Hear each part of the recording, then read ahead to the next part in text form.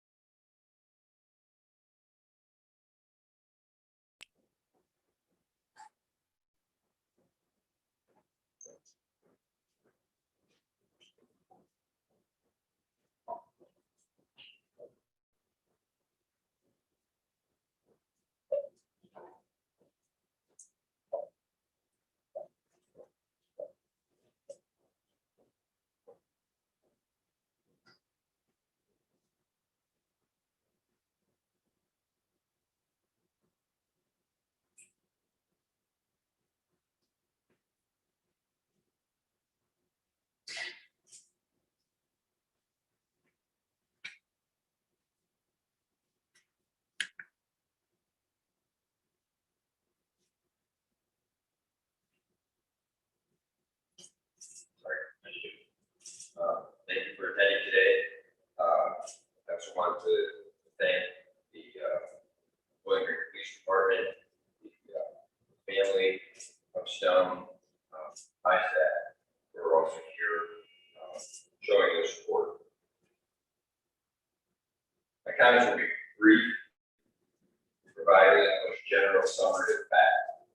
My goal that at all times, protection of the criminal case be paramount so that the proper justice is delivered to the family of Stone Foltz. I want to acknowledge and thank the Bowling Green Police Division for the diligence and hours that they have given to this case and will continue to give. I also want to thank Bowling Green State University and their police department for their help and cooperation in this investigation. Finally, I want to thank the family of Stone Foltz. Having been terribly and unwillingly thrust into this process, they have demonstrated all of the grace and patience that one could ask of them. I have often said that this office prosecutes things we would never want to have happen to ourselves, never more so than in this case. Generally, the investigation to this point has revealed that on March 4th, the BGSU chapter of Pi Kappa Alpha fraternity held an event at an off-campus residence. The residence was being held by several of the members. The several indictments reflect the allegations of the following. It is alleged that this event was part of a new member initiation process where mentors of the new members, or big brothers, or bigs, were revealed to the new members, or little brothers, or littles. As part of this event, it is alleged that the new members, almost all being underage, were provided a bottle of high alcohol content liquor. They were told that the tradition of the chapter was that the entire bottle, approximately 750 milliliters, what's commonly referred to as a fifth, should be consumed by the little at the event. The rest of the event surrounded the watching of the littles' attempts to do so. It is alleged that Stone Foltz consumed all or nearly all of the contents of his bottle, and then was taken home by several other members, including his big brother, Jacob Crane. He was left there alone, where some minutes later he was discovered by his roommate. After observing Stone for a time and calling for aid from friends, they called 911. By the time the first responders got there, the roommate was administering CPR to Stone. He was taken to Wood County Hospital and then to Toledo Hospital, where he passed away on March 7th. The autopsy indicated that Stone died from fatal alcohol intoxication during a hazing event, with blood alcohol content of 0.35, over 4 times the legal limit. It is alleged that several of the members of the fraternity engaged in providing misinformation to the police and disposing of evidence in an attempt to protect themselves and other members. In response to the detailed facts surrounding this narrative, the Wood County Grand Jury returned the indictments set out in the press release. This is the beginning of the criminal process for these men. These men stand innocent unless and until they are proven guilty in court. It is also a step in the continuing ongoing investigation, and I want to stress that. There is more evidence to obtain, review, and consider. There are more people to talk to and who want to talk to us. This was not a party where hazing occurred. From what we have learned, we believe and allege that hazing was an integral part of this event. There are many more people to identify as being at or involved in this event. Those who have been indicted may still have more liability coming. The result of this event is catastrophic. I want to say this to the people who are at the event. If you do not even attempt to be part of the solution, you may well be identified as part of the problem, and we will respond to that. Thank you. Take questions. What part of this case in particular stands out to you the most if you do get information like all database to be able to change the culture? I told the family that it's not my job to make it more published statement. It's my job to prosecute this case and allow my actions to make the statement in the larger context. My hope is already gone because my hope was never to have to take one of these cases.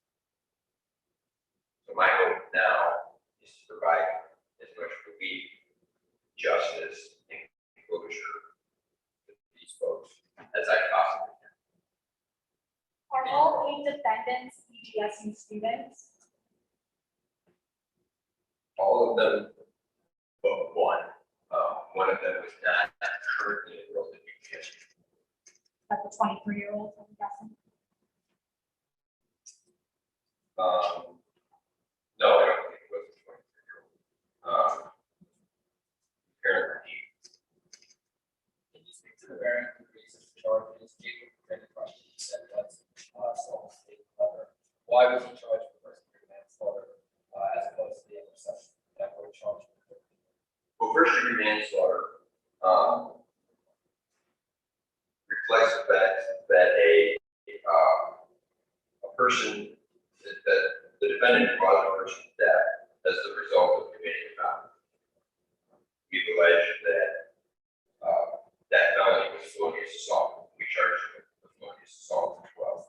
The third-degree felony involuntary manslaughter are based on the idea that an individual caused the death of another as a proximate result of committing a misdemeanor. More complicated than that, that's essentially what it is. Jacob Crane was more directly involved in the incident relative to Stone Foltz from the beginning to the end of that incident, including taking him to the apartment. For that reason, we felt that the culpability was different.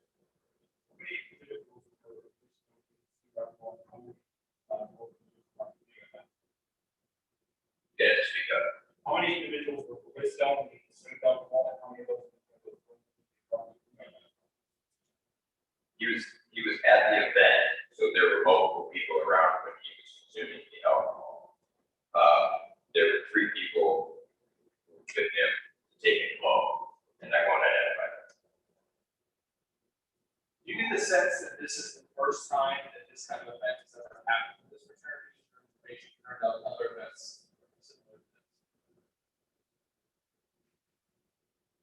It would be surprising to determine might happen this was the first time this event happened.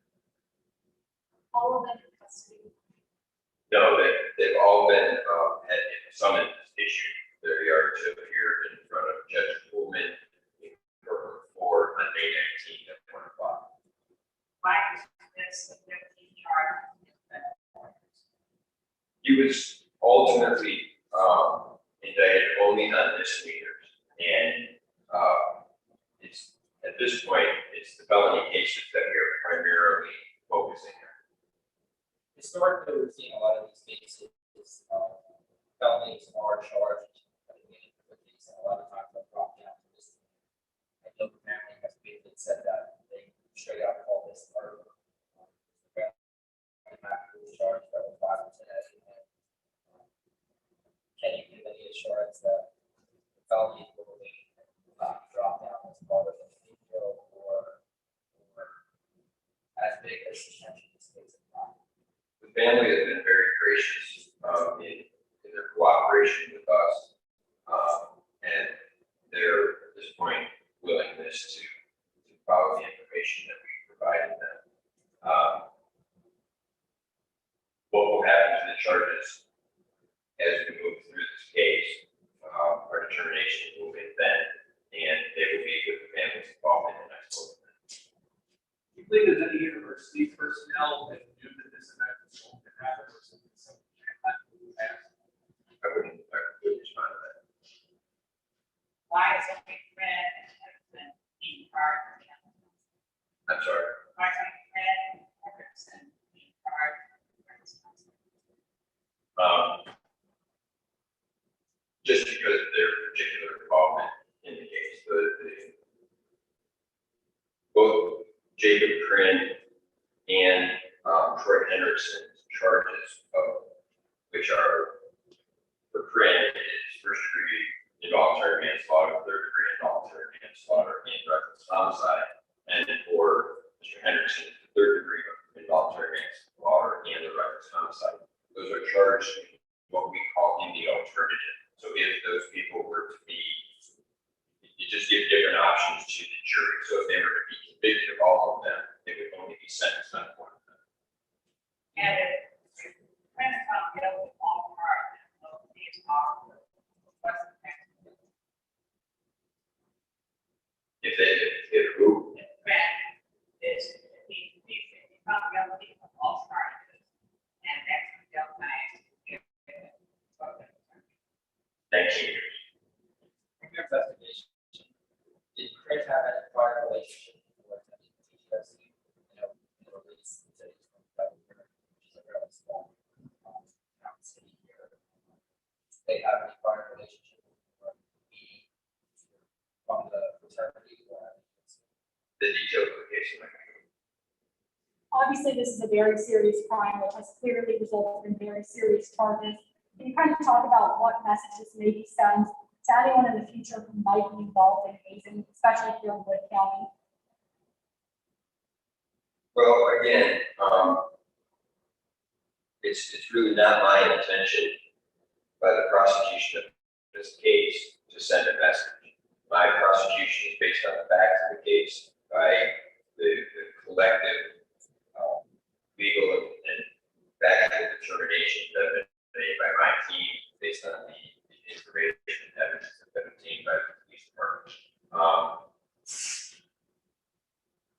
Certainly, it's my hope and intention that this case would be treated meaningfully, seriously, and intentionally, but that's how we prosecute cases. Obviously, I want this to be the only and last time that this type of case is prosecuted with, and please God, let it be the last time that it's prosecuted. So, step forward.